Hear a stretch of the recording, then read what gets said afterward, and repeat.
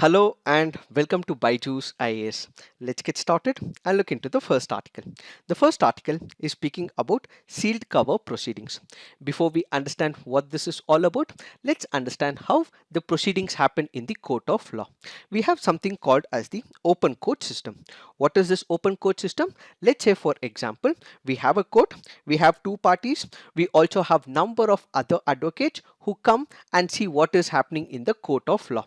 Why is this important? Because the court is also promoting the very foundations of governance, that is the transparency and accountability. So whenever there is a constitutional law that is being interpreted, or it can be any of the cases, people can actually come up, they can see what is the court proceedings. Then you can also have the press who is coming up, then you will also have the parties to this particular case who can come to this particular court, see what is happening with the court of law, and ultimately see the proceedings. That is what is called as the open court. So open court is where the presence of the people and the press is present. Why? Because this is the very foundations when it comes to the judicial accountability. So all these cases, when the judgment is passed by the judges, it is on the basis of facts, it is on the basis of evidence, it is not on the basis of conjectures and surmises. So what we have to understand is the judiciary will also have to be accountable.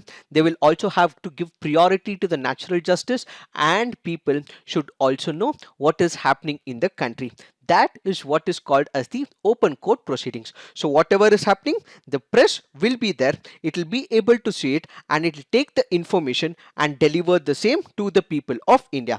This is what is open court. So all of us would be able to see it, visualize it. Then we have something called as the in-camera trials. What is this in-camera trials? One of the foundational principles is about open court, transparency and accountability. An exception to this transparency and accountability in certain cases is what is called as in-camera trials. What exactly happens in in-camera trials? This is not seen by the general public. This is not seen by the press as well. Why? Because these are the cases which are private in nature. Let's say for example, there is a matrimonial dispute. This is between the husband and the wife. This is to do with privacy. So the advocates in this case request the court of law that this is to do with privacy. This is a private matter. So the public or the press need not have to see it. That is what is called as the in-camera trials. Or it can be with respect to the rape cases as well. It is not still proved in the court of law. In such a case, what we have is the in-camera trials. So the in-camera trials is where the parties will be present, the advocates will be present, you will have the judges who will also listen to the arguments, but you will not have the press or other people who are not party to this particular case. So one is the open court. An exception to this is what is called as in-camera trials. Listen to this particular argument and keep it in your mind. When it comes to in-camera trials, let's say for example, there is something called as the prosecution, there is something called as the defense. This is how it works in the criminal proceedings. So whatever cases with respect to this criminal proceedings, if an evidence is given to the court of law, the same will also have to be given to the opposite parties as well. Why? Because this evidence given by the prosecution may be false as well. So I, as the defense party, will have to know what is happening with respect to the prosecution. In case he is giving a particular document, I will have to also give and support the claim of my defense candidate as well. So what happens? All the documents that are given by the prosecution to the judges, the same will also be given to the defense, or these documents and awareness about it will be known to the defense as well. That is how in-camera trials happen. When it comes to the prosecution, they will have their own evidences, but they can also give false information which the defense parties will also have to counterclaim as well. That is why there is this possibility where the documents in this particular case submitted by one party to the bench is also given to the opposite party. This is the very important point for you to understand the difference between the in-camera trials and the sealed cover. So what is the sealed cover proceedings? Let's say for example, there are two parties within a particular case. You have party 1 and you have party 2 as well. Let's say there is party 1. Let's assume for a moment this is the state, that is the government of India. It can be the government of Karnataka, it can be government of Maharashtra, it can be government of any state for that matter. This is just an hypothetical situation. If this party says there are some genuine concerns, there are some secrets, there are some important issues which should not be given to party 2, and it only gives it in the form of a sealed cover to the court of law, that is what is called as the sealed cover proceedings. So what exactly happens? It is between the court and the party. This information will not be given to party 2. Why? Because this is secret in nature. This might be information with respect to national security. They are in an apprehension that if this information goes to the opposite party, it can be a threat to the security or with respect to the criminal investigation as well. So what happens in sealed cover? It is a particular procedure where one party gives this information only to the court of law but not gives it to the other party. That is what is called as the sealed cover proceedings that happen in the court of law. It happened in the Rafale case where the government of India did not want to disclose some of the information with reference to the Rafale jets. Then it happened with respect to National Registry of Citizens as well, and there are other examples as well.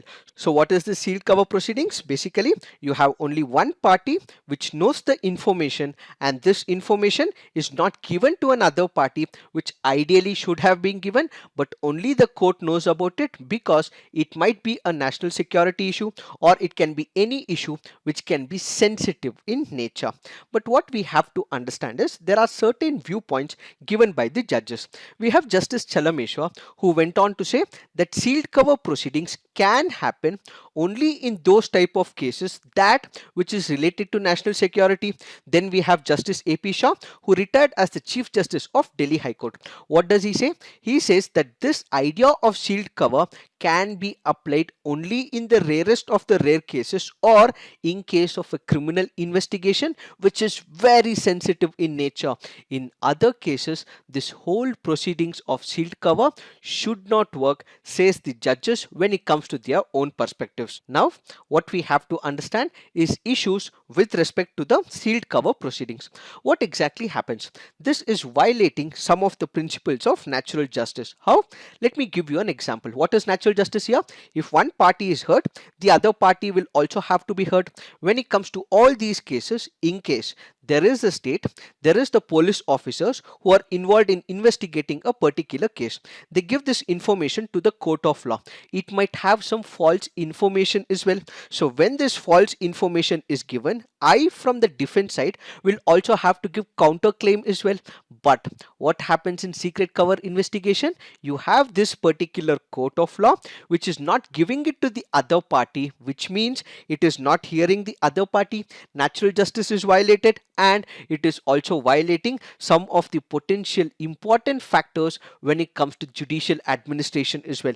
Justice might not be delivered in this particular case to the other party as well. This is about claims and counterclaims. If the counterclaims are not given to this particular claim, it means the other party is not heard and justice might not be served to another party as well. So what is the issue here? The issue is advocates who are representing one of the parties will not get the information which ideally they should have got, so that they can put a counterclaim to this false information if it is given by the police officers or in any other case as well. It can be the criminal investigation, or even if there is the state which is given a particular information to the court of law, this has to come out in the general public in case it is something to do with corruption as well. If it is to do with national security, yes, these information should not be revealed. Yes, it has to be in the sealed cover. But what if there are chances of corruption that might unfold from this particular issue? In such a case this should again be out is what we have to understand. So what is the context here with respect to the sealed cover? Justice Gautam Patel of Bombay High Court has refused to accept any document in sealed envelope, saying, at least in my court there is no question and there'll never be a question of anything being done in a sealed cover, which means he says that all the parties to this particular case will require information, and that is the very foundation of justice is what we have to understand. It is this that we have to understand with respect to this article. Now let's look into the next article. This article says a point of order. What is the context? Rajya Sabha Deputy Chairman, that is Harivansh, refused to conduct a division of votes when opposition political parties requested for it. Why? Because they wanted to make sure that these two agricultural bills went to a select committee. But this was not considered by Deputy Chairman. Instead, he went by the voice vote and did not go for the division of votes. In this particular backdrop, we have to understand what is the difference between voice vote as well as division of votes. When it comes to parliamentary democracy, what we have is voting called as the division of votes. Who takes care of this? When it comes to Rajya Sabha, we have the chairman and the deputy chairman who take care of it. And when it comes to Lok Sabha, we have the speaker and the deputy speaker who take care of it. Now, since this is an example of Rajya Sabha, we have the chairman or the deputy chairman taking care of this particular issue. So here we are only considering deputy chairman because the article speaks about it. What exactly happens? Let's say, for example, there has to be a bill which has to be passed in the Rajya Sabha. So what does the deputy chairman or the chairman do? He requests the people, that is the member of parliament who are present in Rajya Sabha, to give consent to this particular bill, whether it is yes or a no to this particular bill. So what does he say? The chairman puts the question before the house and invites those who are in favor of this particular motion, and in case they are in favor of the motion, they say aye to it, and in case they are against this particular motion or to this bill, they say no to it. So what does the chairman say? He asks the member of parliament to give a oral submission. So all those people who are in favor of the bill, they say ayes, ayes, ayes, and all those people against the resolution or the bill, they say no to this particular resolution. So since this is an oral submission conveyed by the voice, that is called as the voice vote. So the vote here is considered by the member of parliamentarians only by the vote or by a oral submission. So the speakers listen to it and he says that I think that the ayes have it, the ayes have it, the ayes have it, or the speaker in this particular case or the chairman might also say the noes have it, the noes have it, the noes have it. Here what we have is no counting of the votes, but just by oral convention, just by the vote, it is assumed that this particular bill is passed. Then there is another procedure called as counting. This is again defined in Rule 252 of the procedure of the Rajya Sabha. So what is this counting? Basically, in this particular procedure, all the member of parliamentarians, that is in Rajya Sabha, are asked to stand up and then they are asked to say whether they have yes or no to this particular resolution. This is what is counting. So both the procedures here is by a voice vote. The parliamentarians only say yes or no to a particular resolution or passing of a bill. Then we have something called as the division by automatic vote recorder.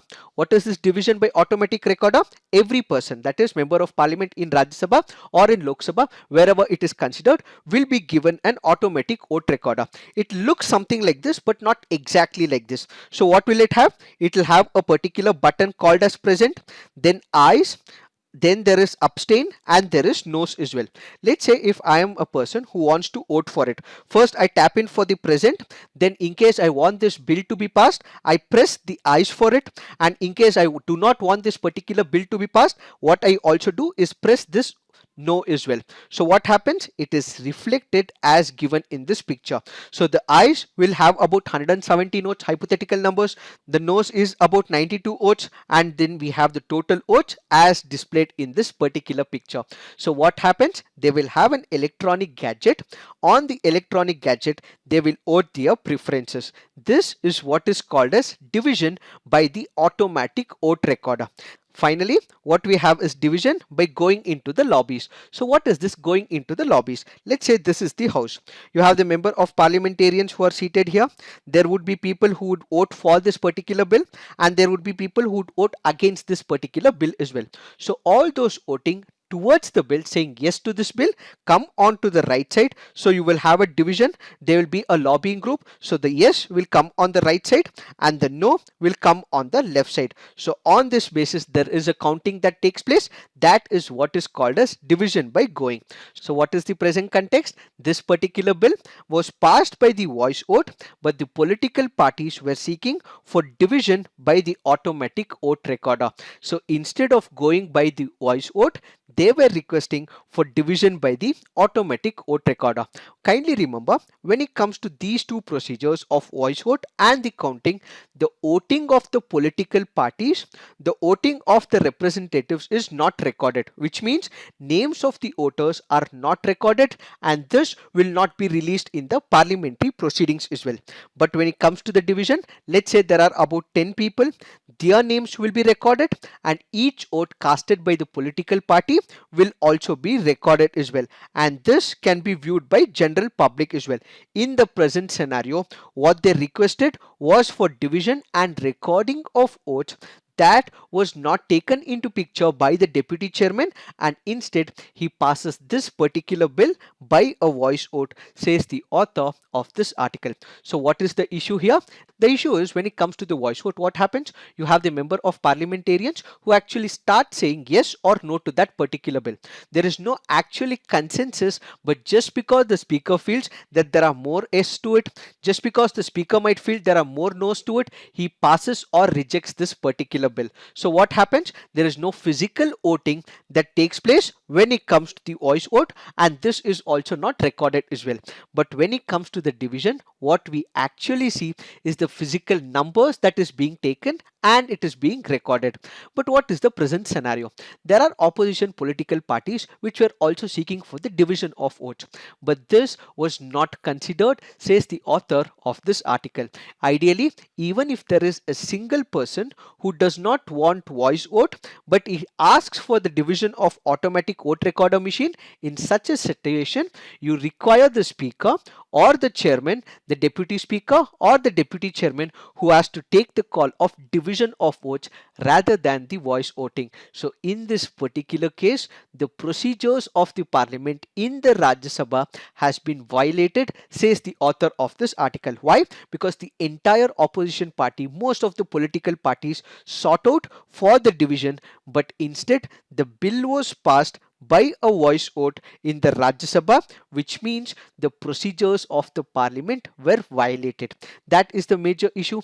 Further, the author of this article says that Rajya Sabha deputy chairman did not give consent to the division. That is because of the chaos and disorder that was prevalent in the Rajya Sabha. But the author says this chaos and disorder was created, it was given rise to. That is because the Rajya Sabha deputy chairman did not give right to the passing of the bill to the select committee. So who is the mistake here? The mistake is of the deputy chairman, says the author of this article. Now what we have to understand is the significance of the division of votes. When it comes to the voice vote or when it comes to the counting, we do not have any recordings. So the political parties will be able to abuse the process. The political parties and their representatives are not accountable to the people. Why? Because this is only in the form of yes and no's, but this is not accountable. The numbers are not kept in check with. But when it comes to the division, what we have is the political parties whose numbers are taken into picture. We will also have the political candidates whose numbers are also taken into picture. So the people would be able to decide which political party supported this particular bill, which political party's representatives supported this particular bill. So the people would know what is the stand of the political party and the political candidate as well. But when it comes to the voice vote, since it is not recorded in the parliament, since it is not recorded who the political candidate is voting for, whether it is yes or no, this is a major issue when it comes to the voice vote as well as the counting. But that is not the same when it comes to division of votes by the automatic vote recorder or by going into the lobbies. So people would be able to know which political party and the candidate is voting for that particular bill. So this is what we have to understand with respect to this article. Now let's look into the next article. This article here is speaking about the Abraham Accords. We have discussed about this in the past 1 month as well. First, initially when it was decided to be signed, and we have also taken into picture as to when they have actually entered into this particular agreement. We can have an important question when it comes to the preliminary examination. Which are the countries that have signed the Abraham Accord? It includes Israel, it includes UAE as well as Bahrain as well. So kindly remember these countries. Now what we have to focus in today's article discussion is about implications for India. We have discussed about the Abraham Accord, what is the significance for all these countries, how United States of America played a key part, what is the role of Saudi Arabia, what could be the implications with respect to West Asia as well. Our discussion today will only be restricted as to how this will have an impact with respect to India. When it comes to India and West Asian relationship, you had Israel as one of the country, and you also had number of Arab countries which had already entered into an agreement with Israel. That included Egypt as well as Jordan. But India did not have any advantages with respect to these two understandings. Why? Because India did not have much of relationship both with respect to Egypt as well as with respect to Jordan. But that cannot be said the same when it comes to United Arab Emirates or with respect to other West Asian countries as well. Why? That is because India has a stronger, multifaceted and growing economic engagement both with Israel as well as UAE and other Gulf countries as well. When you look at the statistics, we have more than 8 million Indian diaspora in the Gulf remitting annually about $50 billion, and we also have an annual merchandise trade of over $150 billion, sourcing of nearly two-thirds of the India's hydrocarbon imports, and major investments come from the Gulf countries. That is the importance of the Gulf countries to India. That was not the same with respect to Egypt as well as Jordan. In this particular backdrop, we have to understand what could be the implications for India. When it comes to India, India has already welcomed the establishment of diplomatic relations between UAE as well as Israel. Why? Because both happens to be the strategic partners of India, and India also senses because they have entered into this particular agreement, there could be a possibility of peace and tranquility in West Asia. Why? Because Saudi Arabia has also played an indirect role as well. Now, because of no issues with respect to all these countries with Israel, it means peace and tranquility could be established in West Asia. And at the same time, India also has a lot of diaspora footprint as well. When it comes to the manpower, when it comes to the pharmaceuticals, when it comes to the biggest stakeholders in Dubai's real estate, tourism and free economic zones, India and its diaspora already has a footprint when it comes to United Arab Emirates. Now what will happen? You have Israel that is coming and joining the tourism sector. It has Israel coming and joining the economic sector. So what we will have is a trilateral cooperation with respect to all these countries is the first major advantage for India. On one side, we would be able to accept that these two countries have come together on this peace level, and on the other side we will also be able to expand the horizons of the economic relationship as well. With this, do we think that everything is peaceful in West Asia? The answer is a plain no. Why? Because that is because of the presence of Iran. Iran currently has lot of issues when it comes to Israel, and they also want the establishment of the independent Palestine state as well. So because we have Iran in this particular region which does not have a peace deal with Israel, it still means that peace is not established in this region. This also sends a negative truth to India as well. Why? Because India also does not have good relationship right now with Iran. One is because of the pressure from the United States of America, and also because Iran of late is tilting towards China. They have some agreements that is running about, and India is also moving away from Iran. Why? Because of the Chabahar Treaty, that which has been violated by Iran in the present scenario. One, One is India is close to United States of America, listening to the United States of America, not able to continue its issues with respect to Iran, and also because Iran is close to China, getting closer to China, India will have issues in West Asia as well. So what we have to consider is that Iran in this particular case will also have to be taken mutually, and India also has to take the confidence of Iran going forward is one point of view. The other point of view is we have Israel, which is also planning to connect with China. Then you also have Saudi Arabia, which is also planning to connect with China. Then you have UAE, which is also planning to connect with China. So all these countries, in case they go closer to China, India's footprint in this geostrategic position might be a major problem. That is why even before China thinks of establishing more durability with respect to all these countries, India will have to put its weight as well. So India should ramp up all the defense and security relations with respect to United Arab Emirates. It should restart all the exercises with Saudi Arabia, and India should have a specific channel to speak to Israel, speak to Saudi Arabia and UAE is what this article all about. But with respect to the Abraham Accords, we have discussed in our past 1 week CNA, so kindly look into it. Now let's look into the next article. This article here is speaking about India-China issue and whether this India-China issue will have a problem for relationship with Russia. What we have to consider is historical connection with respect to India and Russia. When all the powers were not respecting us, when majority of the powers did not have good cooperation with us, after 1947, we had a beautiful relationship back then with the Soviet Union. When India had issues with Pakistan in 1971, one of the major powers that supported us back then was Russia. Will it now not respect India is what this article all about. When we go back to this particular issue of India and China, China is very close to Russia. Why? That is because of alienation enforced by the United States of America. United States of America happens to be a common enemy both for Russia and also for China. That is why both these countries have come together. So coming together of these two countries, will it harm the relationship with India is what needs to be pondered.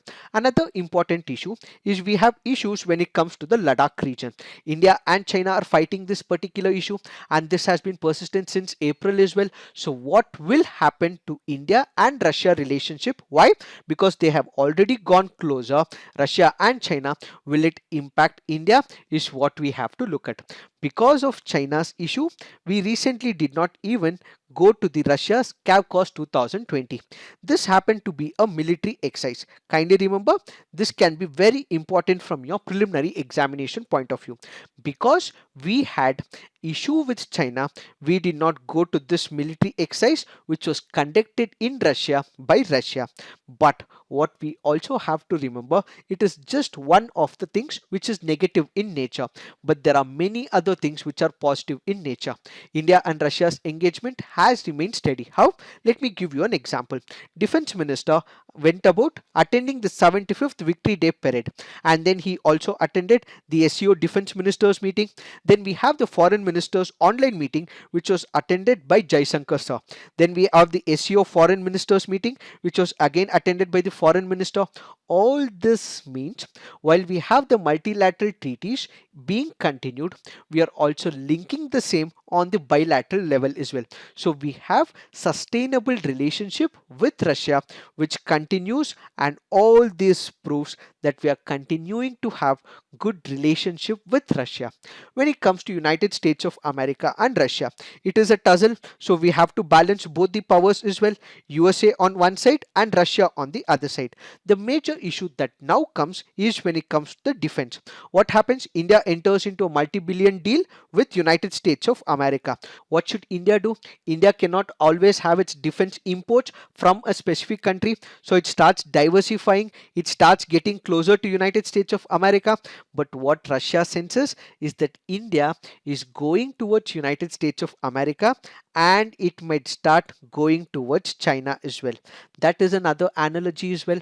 In this particular backdrop, what the author says is that there is something called as the zero sum game that does not work always when it comes to the international relations. So what is the zero sum game? This is generally assumed when one party gains, the other party will lose in that particular game. So in this particular backdrop, since India is going towards United States of America in few scenarios, when it comes to defense, is it losing Russia? No. Why? Because Russia knows that India will also have its geopolitical compulsions. So it has to maintain its geopolitical and geostrategic compulsions. So it going towards United States of America will not be wrong, but India will also have to mutually weigh Russia, says the author of this article. Since India is working on a balancing act, not taking only United States of America into picture, but also respecting Russia as well, this relationship will not harm India's relationship with Russia, says the author of this article. And at the same time, India has also made sure that it has diversified its resources, and nearly 60% of its components are also imported from Russia as well. It has energy imports that is happening from Russia, and this means India has not neglected the relationship with Russia, and Russia will not have any issues with India. So what does the author say? The author says that there are converging points with respect to India and Russia and diverging points with respect to India and Russia as well. So what we require is to insulate the bilateral relationship from the vagaries of international system. Why? Because we have to sustain the relationship and not be bound by external relationship is what we have to understand with respect to this article. Now let's look into some of the preliminary practice questions. Which of the following statements is or correct? Speaker is empowered to place a member under suspension and the authority for revocation. Rajya Sabha chairman does not have the power to suspend a member. Which of the statements are correct? The answer to this is 2 only. Why have we taken this practice question? Because of the reference given under this article. So when it comes to the suspension of a member of parliament, it is mentioned under rule 373, 374 and 374A. When it comes to the Lok Sabha and when it comes to the Rajya Sabha, it is mentioned in rule number 255. So what we have to remember is when it comes to the Lok Sabha, the speaker has the powers to suspend a particular person. But when it comes to the revocation, that power is with the House and not with the speaker. And when it comes to the Rajya Sabha chairman would also not be able to suspend, but it is the House which should bring in a particular motion, and only then they would be able to pass for the suspension of the member. Now let's look into the next practice question. With reference to cyanobacteria, which of the following statements is or incorrect? They can use the energy from sunlight to make their own food through photosynthesis. Many species of cyanobacteria can also fix atmospheric nitrogen. They can transform the gaseous nitrogen of the air into compounds that can be used by living cells. Since it is asking for the incorrect statement, the answer is none. Why? Because both the statements given here are correct. So the answer is none. Why have we taken this practice question?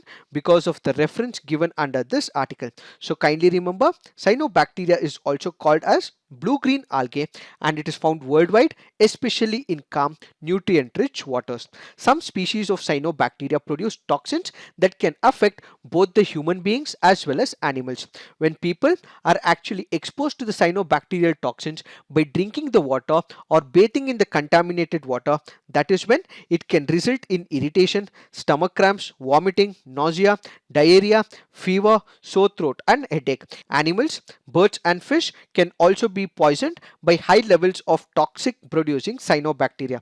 In the present scenario, it has also killed few elephants, says this article. They are similar to the green plants because they can use energy from the sunlight to make their own food through the photosynthesis. Many species of cyanobacteria can also fix the atmospheric nitrogen as well. Cyanobacteria can flourish in inhospitable environments, which includes hot springs, cold lakes, as well as lower surfaces of many rocks in the desert. Now let's look into the next practice question. Which of the following are correctly matched? Torres Strait separates the north and south islands of New Zealand. This is wrong. Bass Strait, Australia and Malaysian island of New Guinea. This is wrong. Cook Strait, Tasmania from Australian mainland. This is again wrong. The answer to this is none. Why have we taken this practice question? Because of the reference given under this article. So kindly remember, you have the Torres Strait, which is a state between Australia and the Malaysian island of the Papua New Guinea. Then you have the Bass Strait, which is separated in this part, which separates the Australian mainland and the Tasmania island. Then we have the Cook Strait, which separates the northern part of the New Zealand with the southern part of the New Zealand. In this particular article, it is speaking about whale stranding. So when it comes to the whale stranding, we have two types of stranding. One is what is called as the single stranding. Then what we also have is the multiple stranding. What is this stranding? This is also called as beaching, where they come onto the beach surface. So when there is a live whale or a dead whale, live dolphin or a dead dolphin which comes to the shore because they are old, sick, injured or disoriented, that is what is called as the single stranding.